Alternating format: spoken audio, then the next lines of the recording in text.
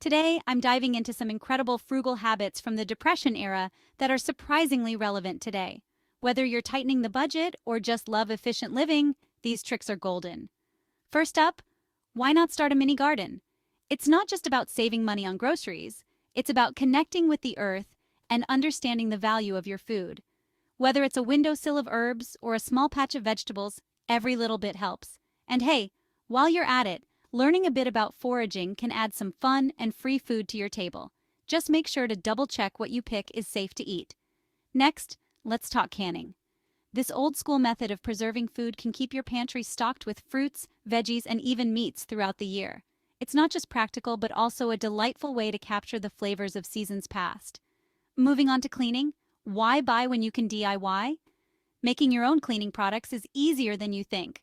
A little vinegar, some baking soda, maybe a dash of lemon, and voila!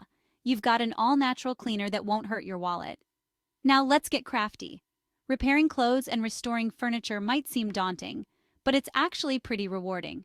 It's all about giving a new life to what most would consider old or worn out. Plus, it's a great skill that keeps on giving. Lastly, choosing reusable over disposable isn't just a money saver, it's a planet saver.